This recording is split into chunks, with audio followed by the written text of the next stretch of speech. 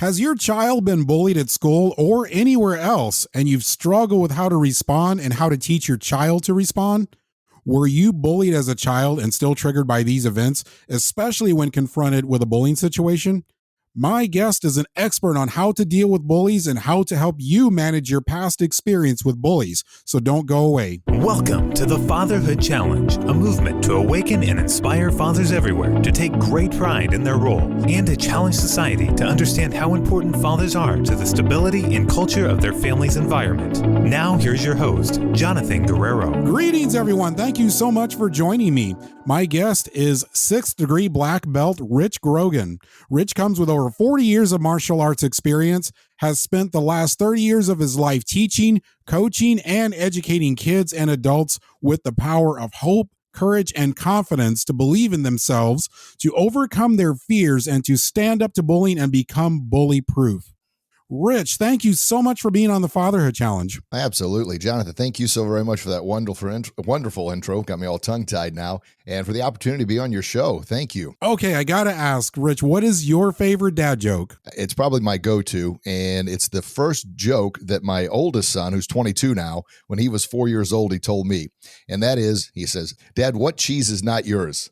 I'm like, "I don't know, son." And he says, "Nacho cheese." So there you go. I love that one. That one's great. So he's 22 now. So occasionally I'll bring that up and he'll just shake his head. So that was the first joke he told me. He's like 3 or 4 years old. I'm like, that's a good one. So that was a few years ago. But all the podcasts I've been on, I think that's the first time I've ever been asked a dad joke or a bad dad joke. And my daughter, she's 19 now, she, oh goodness gracious, 3 or 4 years ago, got me a bad dad jokes book for Father's Day. And I took it to our instructor meeting at Martial Arts Academy and read a few of them. And I was hoping that my daughter would appreciate that. But she was at that age. She was like, "Dad, you're embarrassing me." I'm like, "Well, you bought me the book. I'm just trying to show that I love you and I'm reading it." I was going to say, you didn't get the eye roll, did you? Oh, yeah.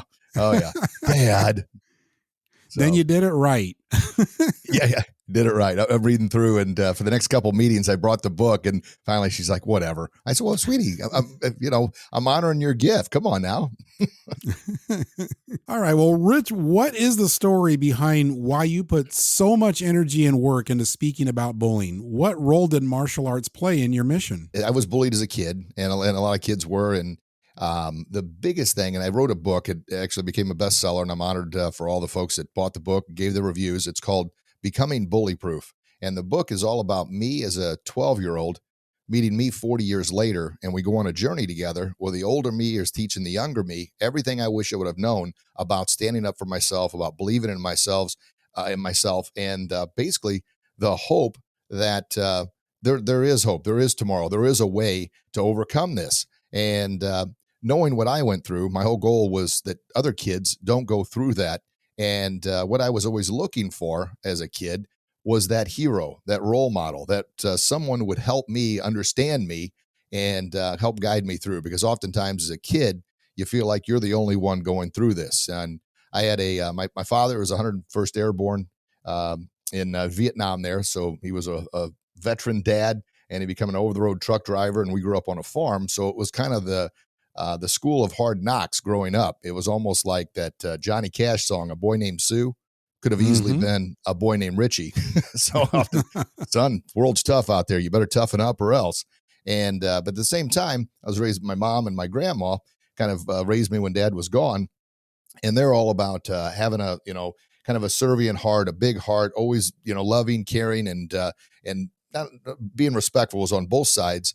But Dad was kind of the firm right hook of reality, if you will. And then Grandma was all about, putting Jesus first, put God first, and put others first, and which is all good. But when you go out there with your heart wide open and you're kind of a naive kid, unfortunately, there's people out there ready to take advantage of you. So Dad's approach was, anybody bullies you, you just punch them in the face, and that's that. And I know that'll help answer a few questions on down the road here. And of course, I don't want to do that. I don't want to hit anybody. But yet, that was kind of his approach. And after being bullied by this one kid for, oh my gosh, it seems like I was like 9 years old, and he'd bullied me as long as I could remember. Well, finally, Dad had said, if you don't ever do something, he's never going to stop. One day the kid's at it again, and he smacked me across the face and then kicked me in the groin. And as I fell down to the ground, he got in my face and started laughing. Well, I grabbed him and just started, well, it had a Ralphie Christmas story moment, if you will, and just kind of lost control of myself to the point where all I remember next is my mom's pulling me off of him. And this kid, there's blood everywhere. And I've never seen my mom so scared in her life.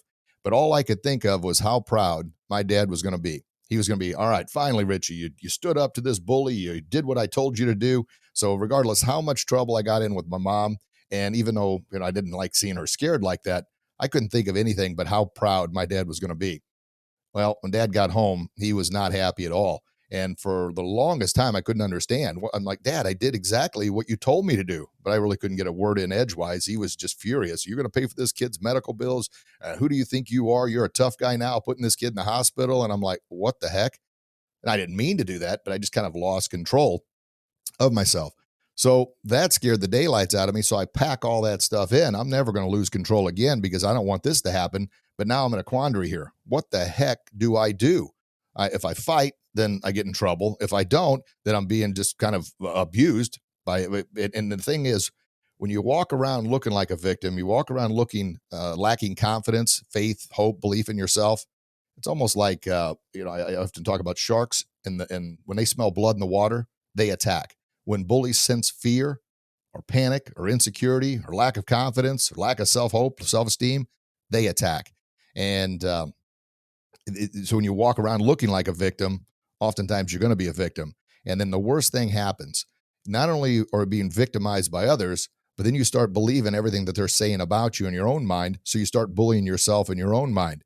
So now the battle's going on. You're bullying yourself. And the more you bully yourself, the more you become a victim of, the kind of the self-pity and I'm worthless. Well, you project that when you move around, you walk around in your interactions, and then other people are going to take advantage of that. So fast forward to martial arts. I was actually taking martial arts at that time, and it was one of the reasons I knew how to punch. So that was one of the things that kind of scared me. My first instructor was a little different. It was all about you're going to learn how to fight, and that's it. Well, I had to stop taking martial arts at the time because my parents thought that's what contributed to me hurting this kid, which, didn't really have a lot to do with it. It was following Dad's orders of just, sock this kid. But his whole point, and this is the point I really want to get across to your listeners and other dads out there, a young kid, is going to do what you tell him to do, and they're not going to know where the boundaries are at. Well, he said, punch the kid in the face. All I knew is I had packed all that pain, all that anger, and all that aggression in because I never talked about it, and it came out. So what my dad was really trying to say is, look, in order to stop this kid, you need to stop this kid. And, well, punch in the face is what he said to do. Well, I lost it. Well, the reason he got so mad at me is because I turned into the bully myself. I didn't just stop the kid. I hurt the kid badly. So that's a big point I like to bring up when I'm speaking to dads and fathers out there, when you're talking to your kids about things. And of course, my dad did the best he could do. His whole thing was, my son's being hurt. I'm going to teach my son what I was taught, and that's how you do it. Well, the longer bullying goes on, the more that pain, that anguish, that I guess anger builds up, and then it eventually comes out at some point in time. So another thing I always talk about is the kids have to have a way to communicate and get that aggression out. And that's part of I know we'll talk about a little later, the ABCs to become bully proof. What role do triggers play in the causes of bullying and the responses to bullying behavior? We either implode or explode. So oftentimes when we pack all that in from being called names, and usually bullying rarely ever starts off physical. It usually starts off with name calling, exclusion, being made fun of, and then it continues to build from there. And then bullies, just real quick, their bullying is a behavior. It's not necessarily a person. However, if a person continues to do the bullying behavior, then they become a bully. And I don't ever like the name calling, but if someone robs a bank, we call them a bank robber, right? If someone continuously bullies someone and hurts someone, then they're not only doing bullying behavior, but they have now become a bully. And most bullying behavior is a learned behavior from either they've learned from a parent, they've learned from maybe a father, they've learned from an older sibling, or they've been bullied themselves. And they've got all that pain and that anguish and that hurt. Hurt people hurt others.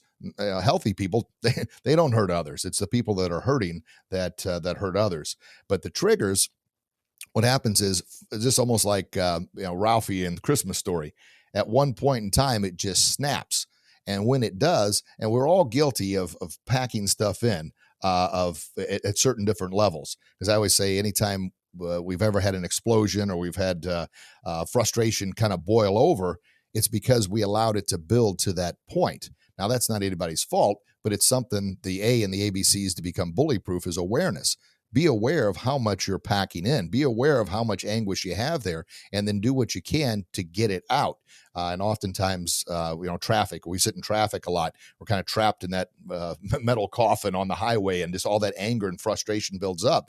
And we compound that if we're listening to, negative news on the radio. If we're in there, we need to make sure we're planting the right seeds in our mind, because negativity on top of negativity just continues to add that anguish and that frustration, I guess, inside to it eventually blows up. And another part is communication.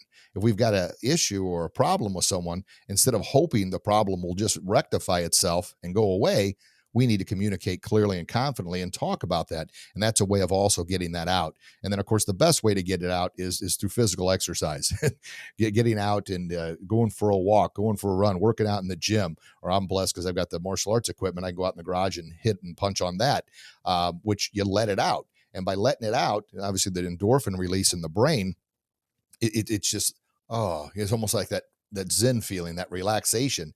You got it out, and it's better to get it out exercising or hitting the equipment in the garage than it is to explode on somebody. Becoming bully-proof is an inside job. We can't change what's going on out there. The only thing we can change and control is us, and what's going on inside. And oftentimes it's unfortunate, but when we see school shootings, what triggers that is kids feel completely, there's no hope. They don't know how to defend themselves physically. They're not getting help from, wherever they need help from to stop the bullying, and they don't know what to do. So unfortunately, they turn to that, or they end up taking their own life. And suicide has become the second leading cause of death for ages 10 to 34. I mean, oh my gosh, what in the world? And I contribute that to, maybe not bullying from someone else, but it's the mental bullying going on in our mind.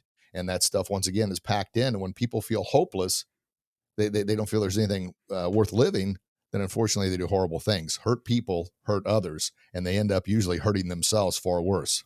Okay, that gets me to an interesting point, and that is when it comes to school shootings and when it comes to this aggression and how some of these kids and sometimes even adults are behaving and acting, what role do fathers play in school shootings? Where is their role in all of this?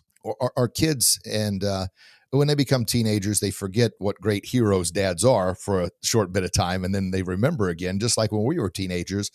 I thought my parents, and I'm just being open here, were complete idiots. However, I realize now that, man, I was the idiot for not listening to my parents. But, and I kind of tell that story when I talk to teenagers. I said, look, somewhere, when you were a kid, your parents were the greatest heroes on the planet. They knew everything about everything. You went to them, you talked to them, you communicated with them, you trusted them, you loved them because they were the greatest. And then somehow your parents just, what happened to them? They changed. Oh my gosh.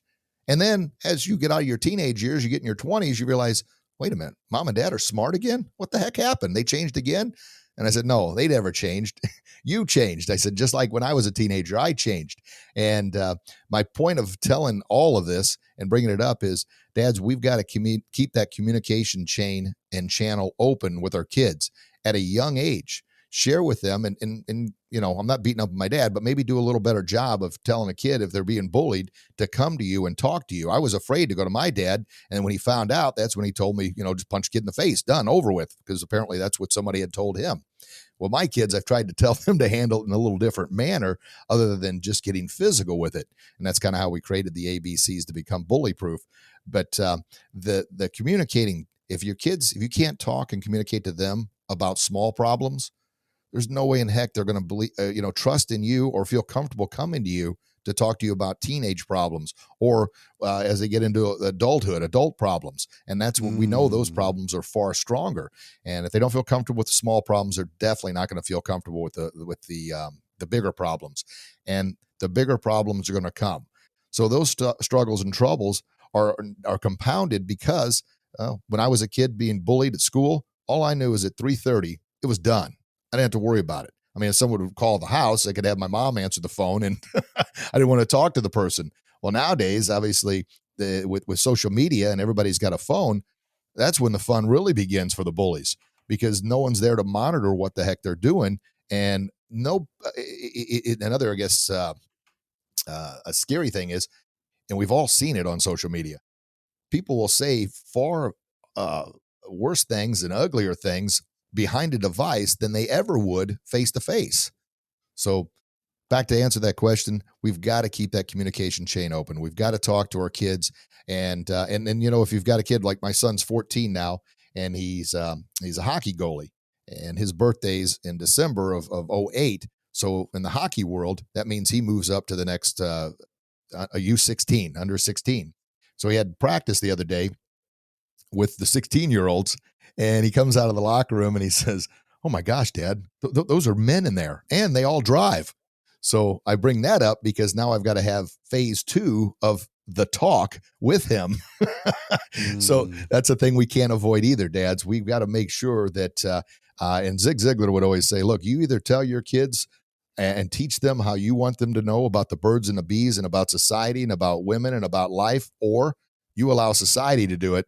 And I promise you, society is not going to do it the way you want it to be learned. And learn how maybe your dad shared with you and taught you, and then think how you could do it better. Let's take a spiritual approach to this topic of bullying.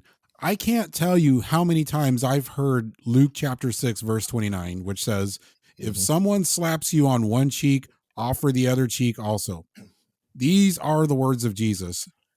Do we really understand what this means in our culture today? I've had to answer that several times, and that's another great question. So, one, I'm not Jesus. Now, yeah, I could do a better job, and I'm working at it. So, the ABCs that I keep talking about, I kind of in the process of creating them is almost turning the other cheek 3 times before you actually physically defend yourself. The A is awareness and avoidance.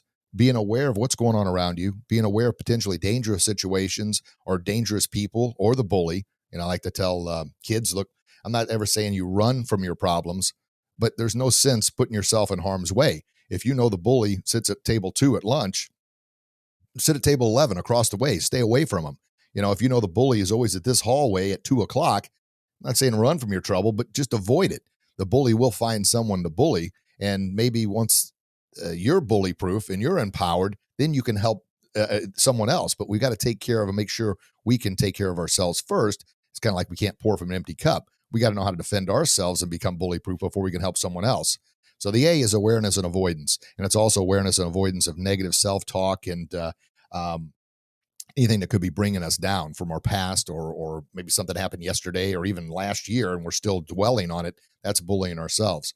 And then the B is the believe in yourself by strengthening your bully-proof armor. And your bully-proof armor is all about that internal belief. It's almost like a shield. And I say you would never go out in public without clothes on because it's socially unacceptable. Well, I don't want you to go out in public or on the internet or anywhere else without your bully-proof armor on, because your bully-proof armor is that strength, that armor, kind of like that protective barrier to keep the negative arrows that people try and puncture your heart or your mind with the negativity or the thoughts. And then the C is to communicate clearly and confidently, believing in yourself, walking with a purpose, talking with a purpose. I call it shoulders back, head up, tiger's eyes, and lion's voice. And when you talk and communicate, you communicate with that confidence, not looking or sounding like a victim. So how that applies to all the bullying is, if someone's bullying you, A, you try and avoid it at all costs. Just be aware of it and avoid it. B, they start calling you names and this and that. The bully doesn't know who you really are. The only way we give the bully power is by believing the horrible words and things that they say about us. And if we defuse it, we don't give it the power because we believe enough in ourselves, or we're deflecting that. And then the C, communicate clearly and confidently. You're walking around with a strong, I call it bully-proof posture. And then if the bully continues, you use your lion's voice with your tiger's eyes, and you right at him. Stop it right there, and I mean it. That's not funny. I'm not putting up with it. Boom, you come out. Now, the longer bullying's been going on, the harder it's going to be to stop. Therefore, we'll try and stop it as soon as possible.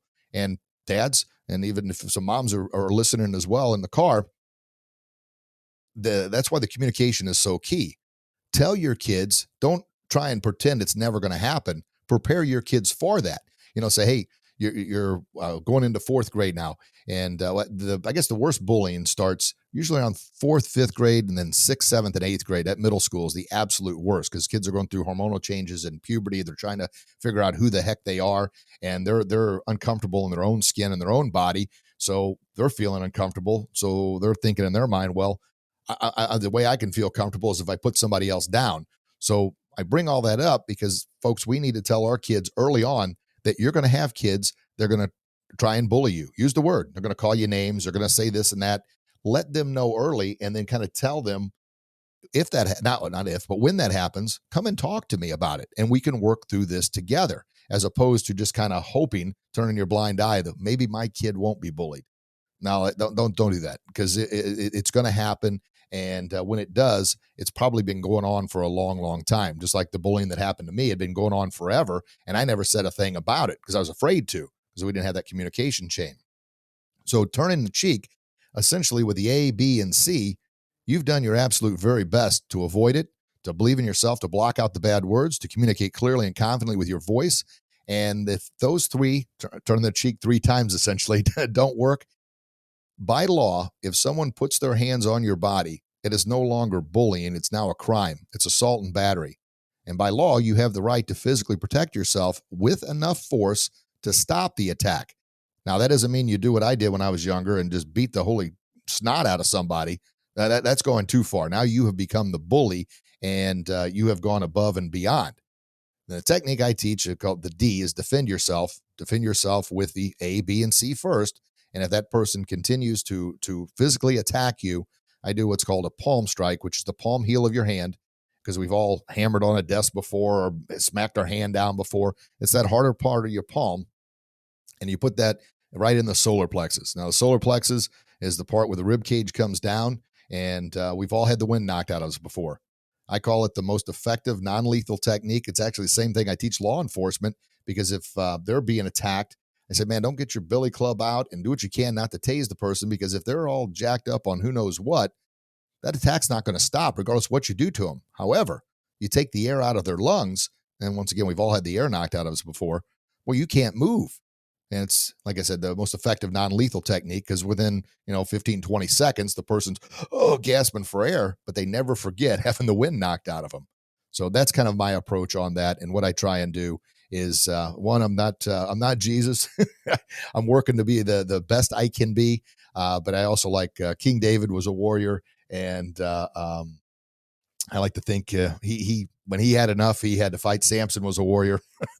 So that's my approach on that. Now, Rich, you are the creator of Grogan's bullyproof system and best-selling author of Becoming Bullyproof. Tell me about your system and your book. Most bullying doesn't start off physical. It starts off with the name calling, the exclusion, the being made fun of, and all those steps along the way. And I didn't realize this until my daughter was in middle school, and she's in martial arts. She's also a dancer, so she's got very, very strong legs. Well, the girls started making fun of her because she had bigger legs than they did. They weren't fat in any way. They were solid, strong, but all she knew was these girls were telling her she had big legs.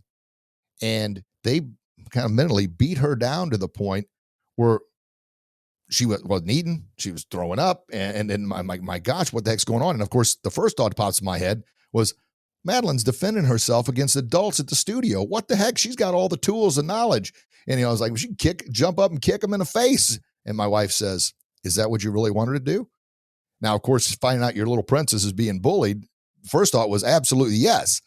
But then, like, oh my gosh, what have I done here? Well, that was kind of the day the ABCs came about, was there's got to be a better approach. Knowing they know how to physically defend themselves. I'm not worried about that at all. But it never got physical. So what the heck do they do? She can't just jump up and punch somebody or kick somebody in the face because they're being rude, mean, and disrespectful to her. So I bring all that up as a challenge to dads. I could have just stayed with, well, you know what? well, just we're going to do it this way. And I was like, there's got to be a better way. And it's kind of funny how things work out. Obviously, I wish my daughter never would have went through that. But by learning, staying humble enough and saying, well, we need a change, I was able to kind of, with my wife's help, come up with the ABCs to help stop it before it ever gets to that part where the girls are, starving themselves or throwing up or starting to think bad things about themselves, because it never got physical. Yeah, and in the book, Becoming Bullyproof, we go through, like I mentioned, it took me 8 years to write, by the way. It's taken on so many different journeys and so many different paths, but I'm really, really happy with the finished product, because it's essentially the younger me meeting me 40 years later, and we go on this journey, and it's everything I've shared with my kids, everything I've shared in countless speeches and workshops in our martial arts academy. It's everything I was looking for as a kid. And we go through the ABCs. It's a good little story. It's a novel. I never intended it for it to be a novel, but that's just the way it turned out. And I'm glad it did, because it talks about growing up on the farm, talks about different exercises, talks about self-respect, self-worth, self-discipline, attitude and effort, and talks about some of the chores on the farm, and where the story really, and I'm glad it finished the way it did. So as we close, I know we talked about the book, Becoming Bullyproof. Becoming Bullyproof. That is the name of the book. I'm going to make it very, very easy for you to find this book. If you go to thefatherhoodchallenge.com, that's thefatherhoodchallenge.com, go to this episode, look right below the episode description. I'll have the link right there. If you click on the link, it will take you right to where you can purchase this book. So, how can dads learn more about Grogan's Bullyproof system? But I've got I've got a second book too. It's a little kid's book. It's I Believe in Me, Positive Affirmations. And the whole idea behind that book is to empower the kids early and often. They learn the ABCs, but they also learn a positive affirmation with that. So it's essentially planting the seeds that you want in their little mellow garden before somebody comes along and tries to destroy their confidence and faith and belief in themselves. I love that. That link will also be below the description as well. So I'll have the link to that book as well. And where people can find me, we're actually going through and we're expanding a little bit, develop a new brand. And this is just within the last couple of weeks. It's off the Grogan's Bullyproof brand, but it's called Warrior Confidence. And the whole mindset and idea behind that is everything we're doing is to help empower kids and adults to believe in themselves. But it's not just for kids on the playground being bullied. It's also for teens, for athletes, for coaches, for teachers, for parents. And that warrior confidence is all about establishing that belief in yourself first and foremost to continue. And it's all, we've talked about the inside out job, to build that inside bullyproof armor. I'm going to have the link for that posted in the description, so everything will be there in one place. Awesome. Rich, thank you so much for being on the Fatherhood Challenge. It's been absolutely an honor to have you here. My goodness, Jonathan, I appreciate it. And thank you so very, very much for the opportunity to speak to your listeners and dads out there. Please feel free to reach out. Thank you for listening to this episode of the Fatherhood Challenge. If you would like to contact us, listen to other episodes, find any resource mentioned in this program, or find out more information about the Fatherhood Challenge, please visit thefatherhoodchallenge.com. That's thefatherhoodchallenge.com.